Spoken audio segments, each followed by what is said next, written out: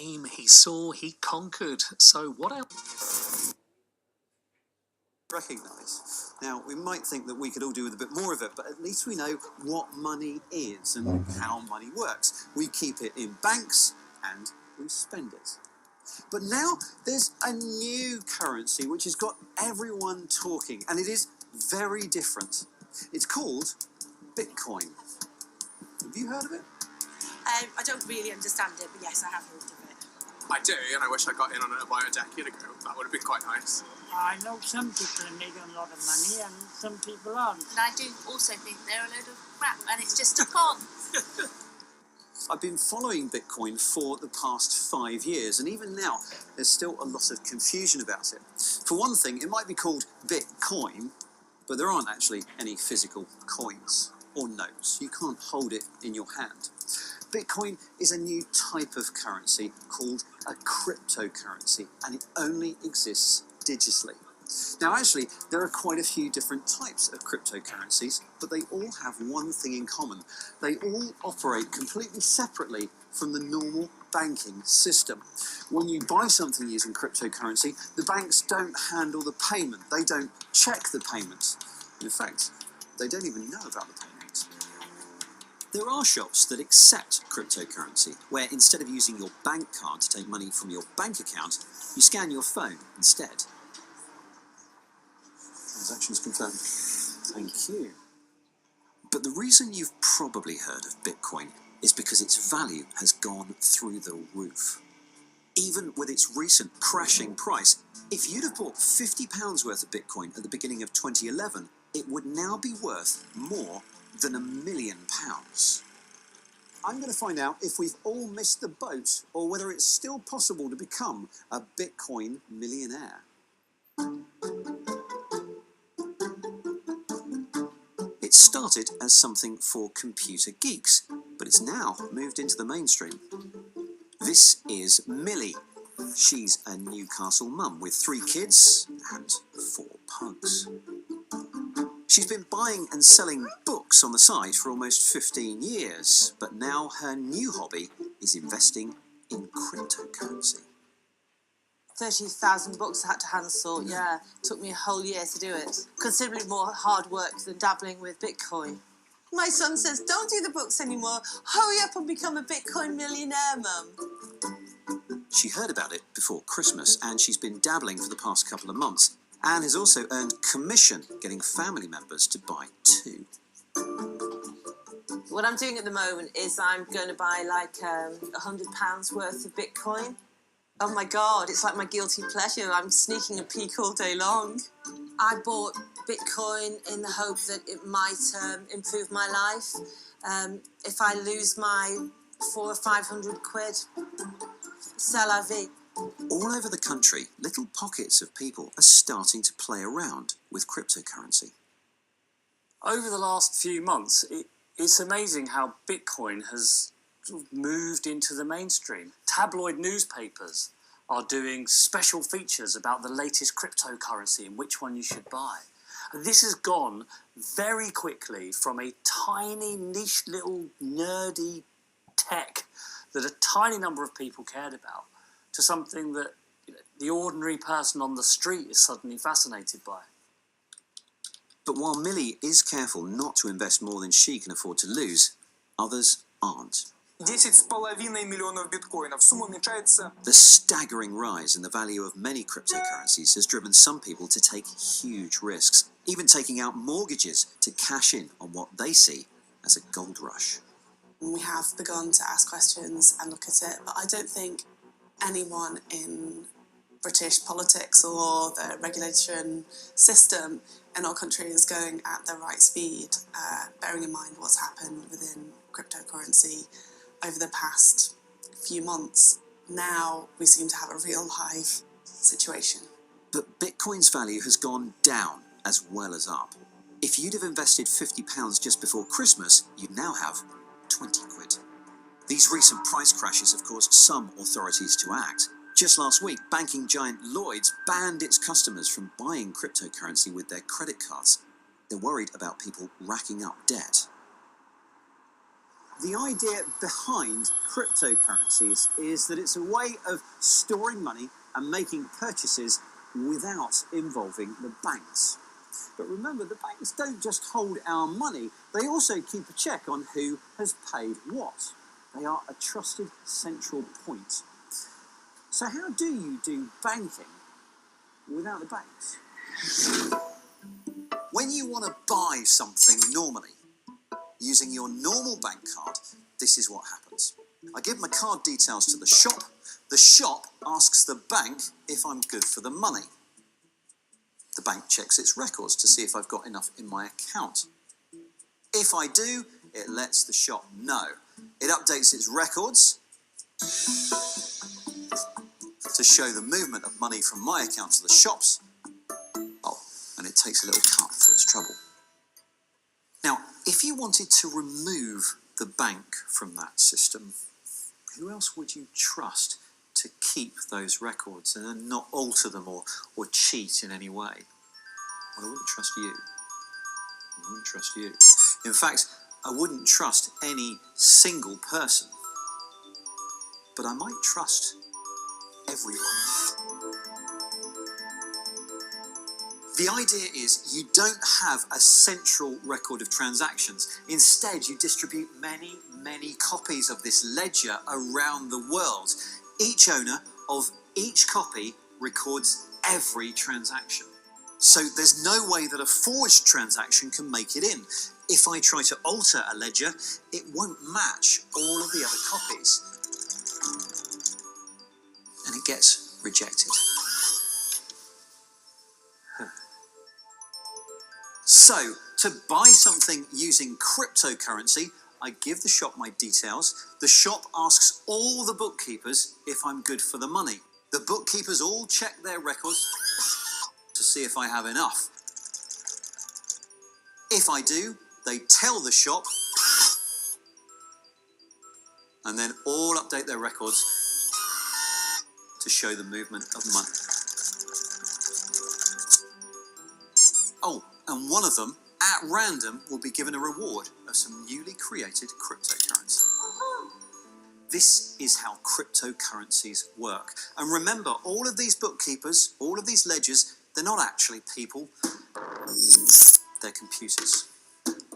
Lots of computers. And I mean a lot. That random reward for being a bookkeeper is an important point. It was the original incentive for people to use their home computers to help keep the books. But I feel the scale of these places is tipping the odds away from average investors. Every single one of these is a desktop computer. There are thousands of them, all wired together and all doing one thing. Bookkeeping for cryptocurrency.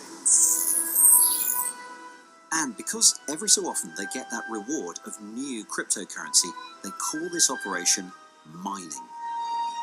Now, this particular mine contains 20,000 machines, a very expensive setup. As well as the cost of all of this hardware, running an outfit like this also costs a lot in electricity. That's not just electricity to power the computers, but also to power the cooling systems to stop this lot overheating. That's why they put this one in Iceland.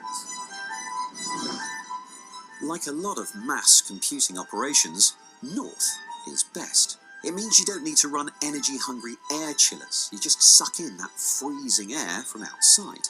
Oh, and the electricity here is geothermal and really cheap, thanks to the volcanic activity just underground. Despite all of that, though, this place spends more than €1 million a month on electricity. So you can imagine how much money they're making. It's absolutely remarkable that you have these banks of computers, warehouses full of them, all over the world. All these computers and all the amazing things they could be doing and all the computing power that could be spent on all sorts of tasks is being dedicated solely to this one peculiar job of mining a cryptocurrency. It's absolutely ridiculous in some ways that this is what we're using our computers for. The higher the price of cryptocurrencies, the more money the miners stand to make, and the more mines spring up. Зарубежных частных организаций начали принимать к оплате так называемые биткоины, виртуальные деньги. Thanks to more and more press coverage and more chatter on social media, rumours of a gold rush have spread. And in any gold rush, there will be winners and losers. I know many people still going to invest. I understand that. And it's not because you're stupid. It's not because something wrong. It's human nature. This incredible thing called a fear of missing out, right? It's just such a powerful thing. And wherever there's the promise of gold, there's also those who want to exploit the prospectors. This might look like a rock concert, but it is in fact a recruitment drive for a cryptocurrency called OneCoin. Based on the success of Bitcoin, but better, smarter, and more innovative. OneCoin, we're told, will make us rich beyond our wildest dreams. Layla got interested in cryptocurrency after a trusted friend and OneCoin salesman asked her along to one of the meetings. It took me 20 years to save up this money. I made lots of sacrifices with 2 jobs while studying, and the aim was ideally to get into the property ladder, use it for my marriage, as well as help my mum and my brother. Layla attended a seminar similar to this one 18 months ago in London. It encouraged people to sign up to a scheme to help spread the word about the OneCoin cryptocurrency. So, Panorama decided to go undercover to see the hard sell for ourselves. We wanted to investigate how unsuspecting investors are lured by OneCoin to part with their hard-earned cash. What are we all here for today? Show me the money. Layla felt pressured by the salesman, handing over £32,500 of her savings in just one day. He then went on to telling me there was guaranteed return of more than £400,000, and I was making the best decision of my life. People mine the Bitcoin and they became millionaire overnight. So OneCoin is going through the same phase. I then told my mum, I told my brother, I told my sister, and that totaled up to £56,000. Listening to the sales pitch, you can see why the family thought that they'd struck gold. What do you earn a year? What would you like to earn? 6 figures is good, right? We make 35,000 a week. So, we should have listened to you a long time ago. It's like, yes, if you did, you would have been a multi-millionaire like me. You can make millions of wealth into this industry, and very quickly. Not so for Layla, though. Shortly afterwards, she discovered she'd lost access to all her money. And that's when I realised that I had just made the poorest decision in my life. Last month, the Bulgarian authorities raided OneCoin's headquarters and shut down their servers. It's one of many investigations from around the globe. Several of OneCoin's representatives were arrested in Britain. In a statement to Panorama, OneCoin told us that they have offered full cooperation and are collaborating with all authorities to finalise the case as soon as possible. However, they claim that Layla had gathered enough information to take an informed decision, and that she'd received, activated and used her accounts. Therefore, we consider that there is no legal reason for claiming a refund from the company. Today, Layla is shattered. She's lost her life savings in what is essentially an old-fashioned pyramid scam using cryptocurrency hype. And she's not the only victim. The authorities say they need more help from legislators to bring this area under control. We need the help of regulators. We need the help of legislators, particularly to crack down on these high-valued investment scams and this trend of fool's gold, effectively, that is offered to people as they seek to cash in on the Bitcoin frenzy, and they're just scams, perfect scams. And because it's not regulated, there is no means by which the investor can make an informed decision about, is it safe to invest my money in this? I think that today cryptocurrency has not been on Parliament's agenda or on the agenda in Whitehall that much. I think probably hand on heart we've all been too slow. But the opportunity is not lost and we should get on with the job now. As the authorities struggle with regulation, the most powerful online platform has decided to act. Facebook has banned adverts that promote cryptocurrency and these recruitment events, these so-called initial coin offerings. But away from some out-and-out cons, there are other ways that cryptocurrencies can be used to subvert the system. Remember how cryptocurrencies bypass the banks? Well, that means that your transactions are very, very hard for the authorities to regulate or trace. So, if you happen to have a few million that's difficult to move around the world, Bitcoin could be the perfect system for you.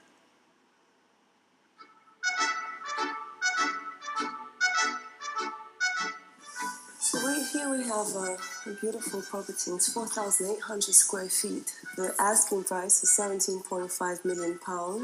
And this property is available to be acquired in Bitcoin. And in fact, that's the preferred method of payment. Elisa Dadiani is a London art gallery owner who brokers deals between ultra-rich sellers and ultra-rich buyers. Fine art, Formula 1 cars, precious stones, bullion, fine wine, bloodstock, thoroughbred horses, all the normal categories. So you have a new breed of high net worth individual. They've made a lot of money with cryptocurrency. So now we have a problem. How do we cash in those holdings? So there is another way of doing things. Move from crypto into tangible assets. I mean, it's a great problem to have. And this is where the unregulated nature of cryptocurrency really comes into its own. One of the reasons to not use conventional currency is because you can't. A lot of our clients are from China, Russia, and these are the people who are willing to put a lot of money into the UK market. How do you move this money from a sanctioned nation, for example, Russia? How do you move this money here? If you are under this sanctioned domain, you would have probably had your money frozen at some point. You have banks controlling what and how you spend your money. There are transactions always being flagged up, even though there's nothing wrong with them. But just because they don't look like your normal transactions, you're going to probably acquire cryptos and then very easily transcend that handicap. Elisa stresses that she does stringent checks on clients to make sure their money is clean before she deals with them. Others aren't as scrupulous. One of the things around cryptocurrencies is that they have come along at a time when anti-money laundering and know your client regulations has reduced the supply of legitimate money to the illegal economy. And so we've seen a substitute coming through in the form of Bitcoin. This ability to make payments which avoid going through the banks is what really kick-started Bitcoin, by making it the digital currency of choice for criminals. Since its earliest days, websites on the darknet have allowed the trade of illegal goods like drugs and weapons, with Bitcoin considered a safe way to make payments and even pass funds to terrorist organizations. But it's the use of cryptocurrencies to hide money earned through crime which is particularly worrying authorities. There are 3 or 4 billion pounds worth of dirty money that are being laundered each year, I think, in Europe through virtual currencies. It's still a small proportion of the overall amount, but it's quickly growing. And of course, because this is an unregulated area, highly anonymized, it's very difficult for the police in most situations to identify who's actually cashing this out. We've also seen a trend where drugs money, which is being converted into bitcoins as well, cash buying bitcoins, and then the criminals distributing that money through multiple accounts used by individuals that are not seemingly connected with the criminal organization. There are then darker sides to Bitcoin and virtual currencies, but there's also a lot of money to be made if you get your timing right.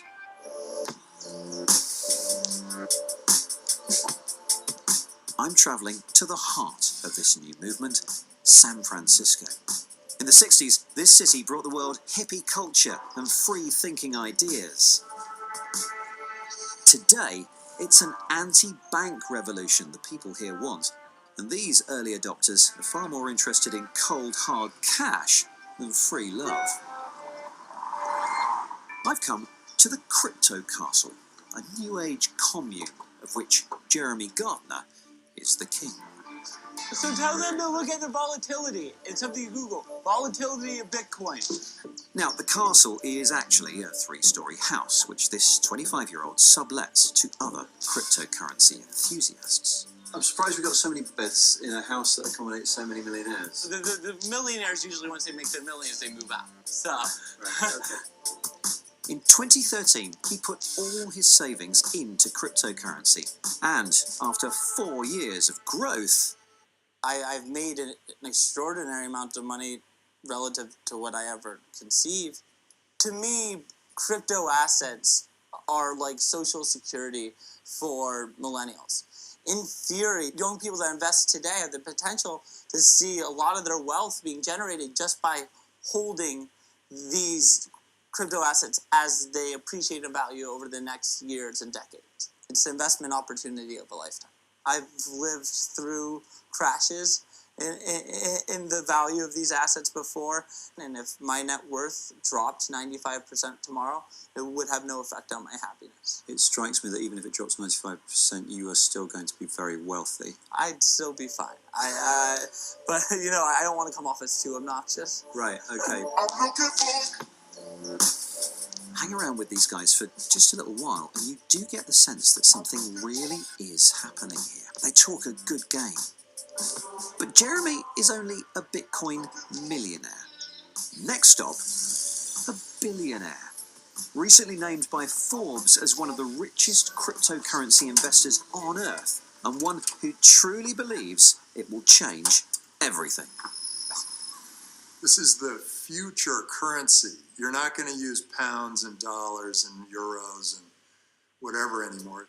In 5 years, you're going to walk into a Starbucks and you're going to try to pay them pounds or dollars or euros, and he or she will laugh at you because they'll say, well, wait a second, don't you have any Bitcoin?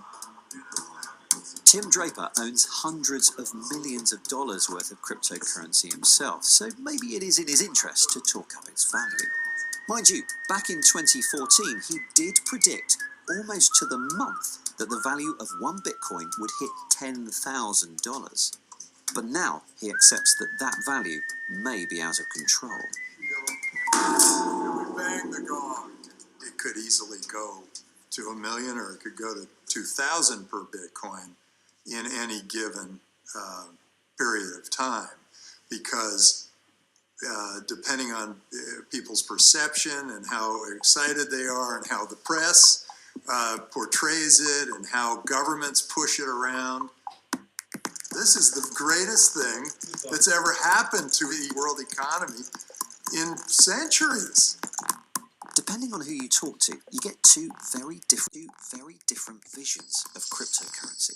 It's either the future of money and you should grab it and get in early, or this is something which to me is a classic bubble.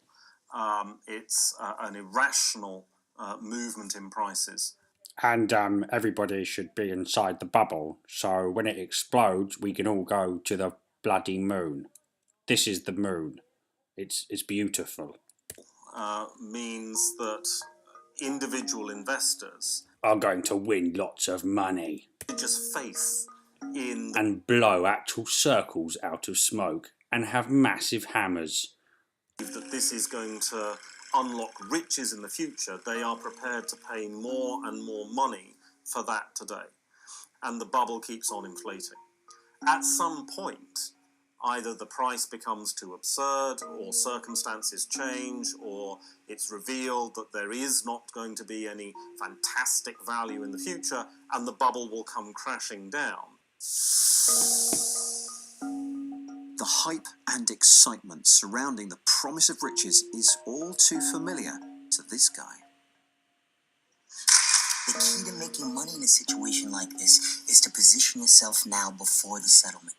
Played by Leonardo DiCaprio in the film The Wolf of Wall Street, Jordan Belfort made a fortune from persuading ordinary people to invest in shares that he promised would inflate in value before the scheme collapsed and he pleaded guilty to fraud charges in 1999.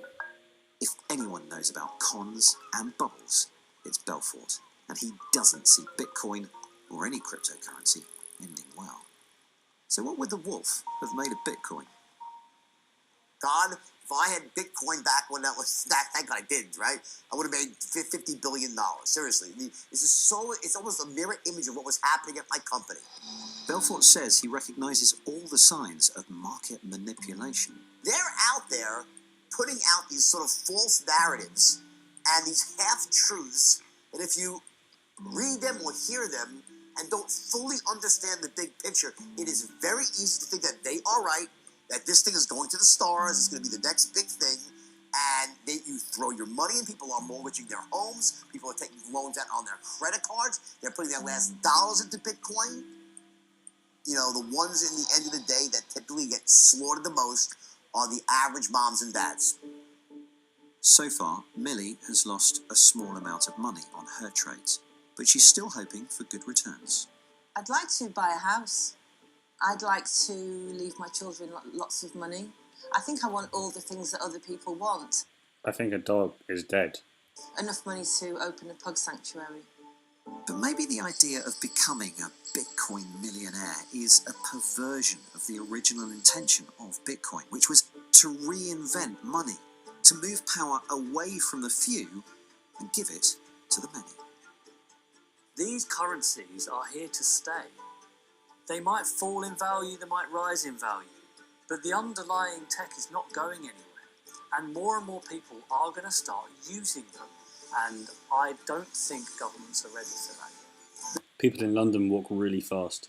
Designed an almost perfect way to wrest control from the financial system and governments.